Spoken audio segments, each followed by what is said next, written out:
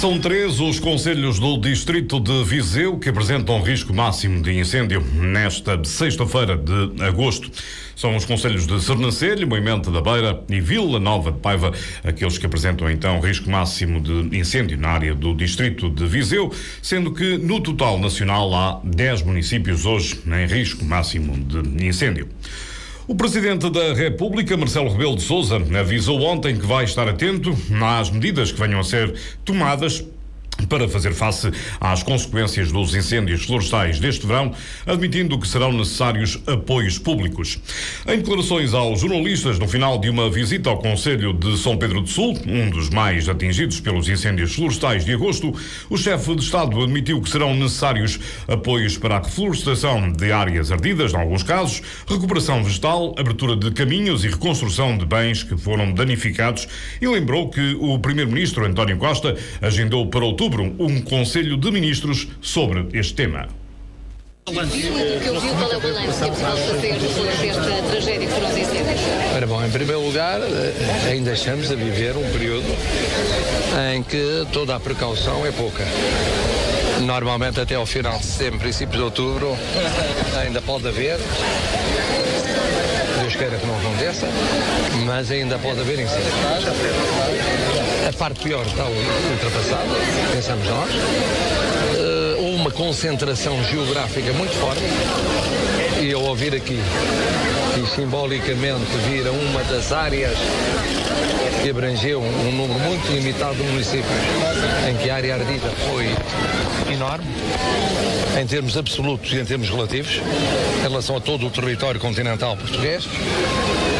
E, naturalmente, como sabem, agora é preciso algum distanciamento para se fazer o relatório. Está em curso, inquirindo o porquê do que se passou, para além daquilo que já sabemos, que é a situação anómala do ponto de vista de tempo, as condições muito desfavoráveis que ocorreram, mas além disso, veremos quais são as conclusões do relatório, do inquérito a que se referiu o Sr. Primeiro-Ministro quando cá veio há uma semana. O inquérito faz, Sr. Presidente, quando vem tudo corre bem. Eu acho que o que importa é prevenir. E é possível, talvez, retirar, certamente é possível retirar daquilo que aconteceu este ano e que, em alguns casos, foi ainda de maior envergadura do que em 2010, ou 2006, ou 2005,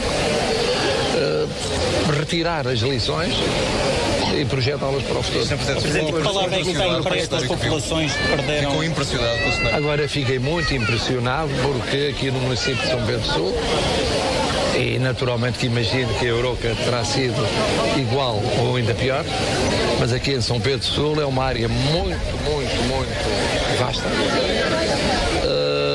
É uma área muito vasta em termos de área do concelho.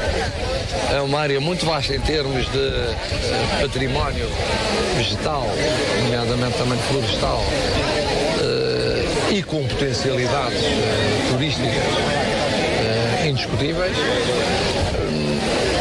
Vi com os meus olhos a proximidade de várias populações, que é parar o fogo mesmo no limite de 1, 2, 3, 4, 5 habitações. Imagino o esforço enorme de todos os que estiveram a combater ininterruptamente durante um período de tempo com meios muito limitados. Imagino o heroísmo que referi várias vezes das populações. E quando digo populações, quer aquelas que cá viviam, quer até imigrantes familiares que cá estavam e que também estiveram presentes no combate ao fogo, e portanto não deixa de impressionar imenso aquilo que vi. É preciso um apoio do Estado. Eu acho que vai ser obviamente necessário, isto é indiscutível, em termos de florestação nos casos, em termos de recuperação vegetal noutros, em termos de abertura de caminhos, em termos de reconstituição de bens que entretanto foram danificados.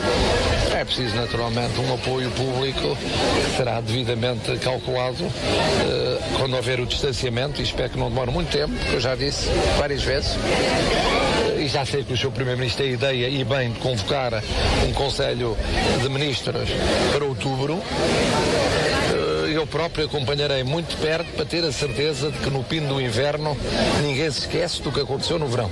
Sr. Presidente, hoje a Comissão Europeia manifestou toda a solidariedade e a disponibilidade através da Comissária de Política Regional para, dizendo que Portugal é uma prioridade absoluta da Comissão em matéria, ou no quadro dos incêndios florestais.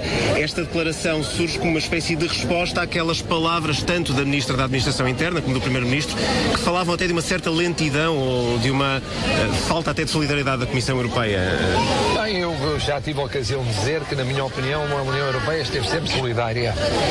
Agora, a solidariedade no período de verão, sobretudo no mês de agosto, em que as instituições europeias param bastante, esteve presente através do contributo de Estados amigos, irmãos na União Europeia, através de apoio financeiro limitado, mas aquilo que quer dizer a Comissária é que certamente a Comissão Europeia encara a hipótese de ir mais longe no apoio a Portugal em termos financeiros. E eu acho isso uma boa notícia. Sr. Presidente, mas este inquérito não vai certamente resolver uma questão que é cíclica, ou seja, acontece sempre o mesmo, de ano é, não digo, mas de 3 em 3 anos acontece o mesmo. O inquérito vai só resolver o combate. O que é que se tem que fazer a montante? Ora bom, o inquérito, estava a falar no inquérito relativamente a esta área.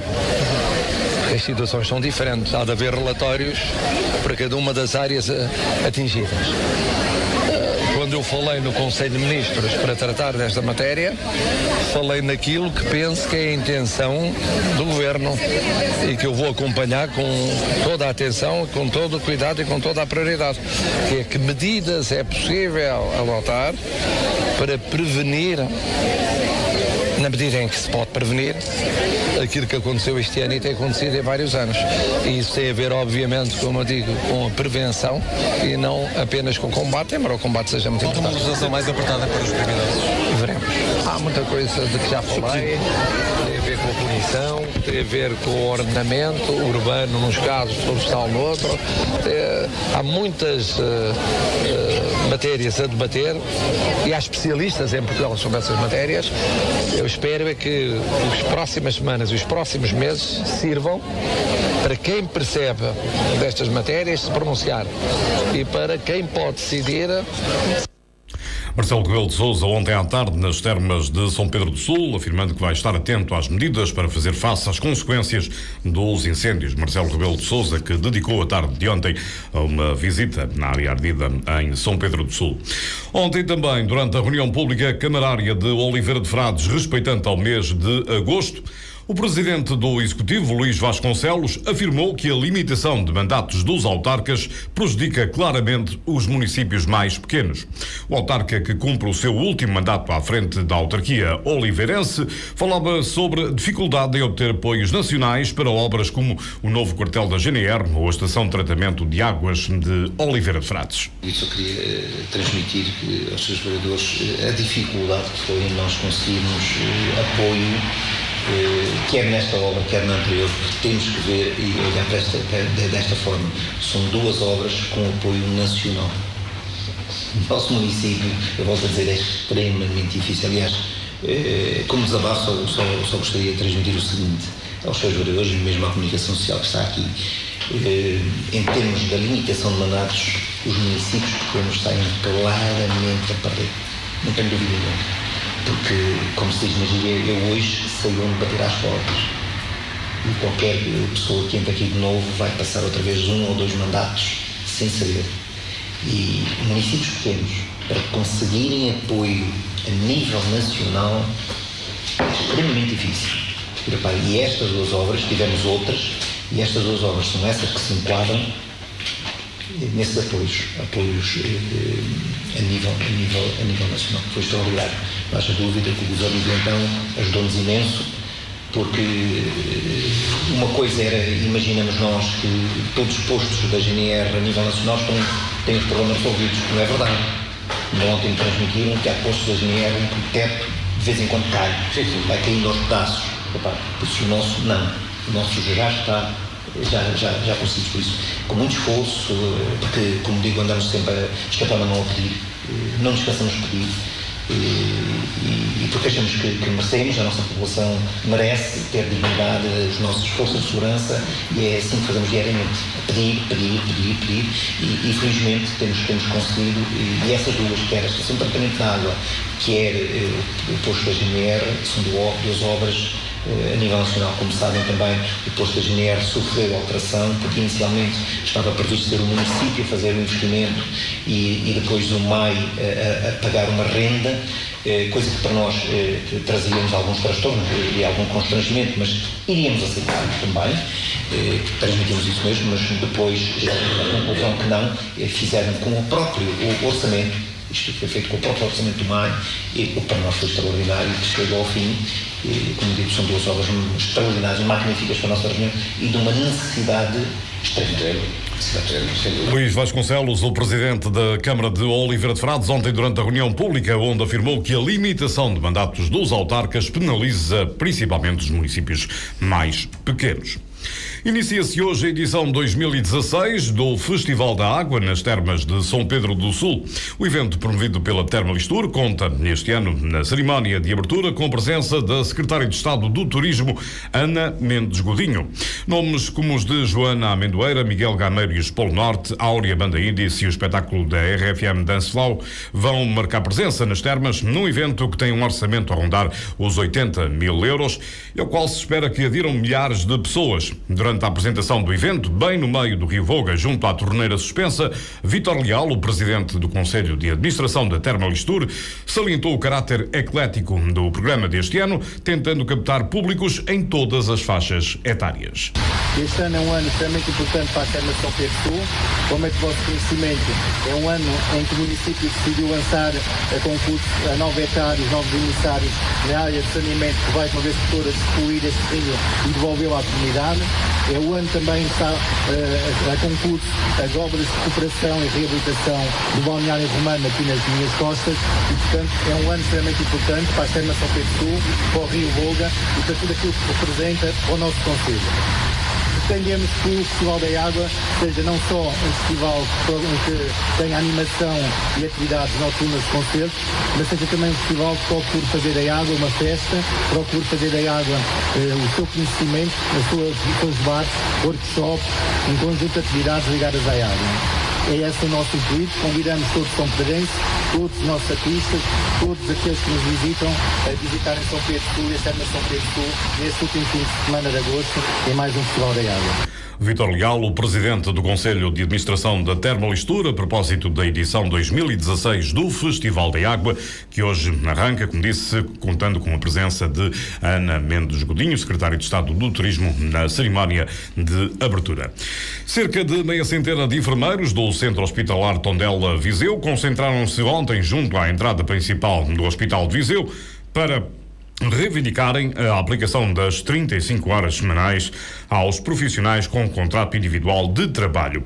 Segundo Alfredo Gomes, do Sindicato dos Enfermeiros Portugueses, metade dos cerca de 800 profissionais do Centro Hospitalar Tondela Viseu encontram-se numa situação de contrato individual de trabalho e ainda no regime das 40 horas semanais.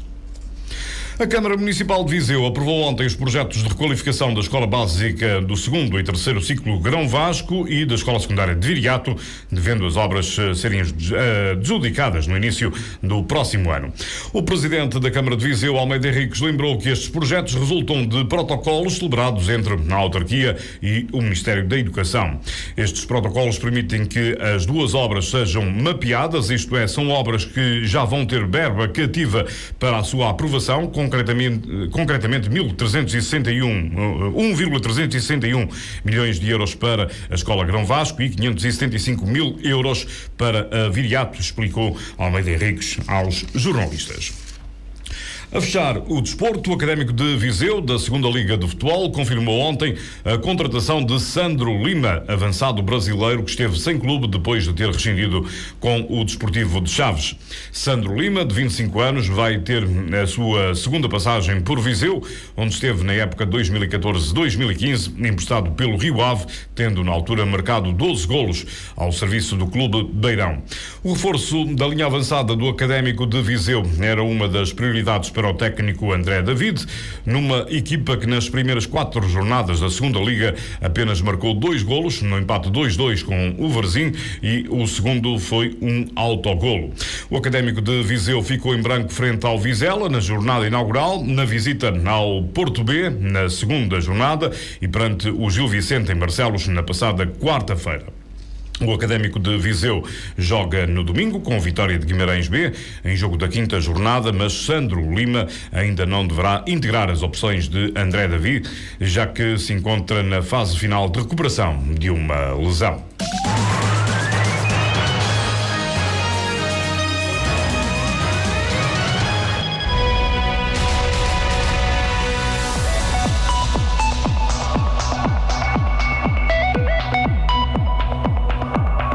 Lafões FM. Por si, damos todas as notícias. Lafões FM. Mesmo as más. Doa a quem doer.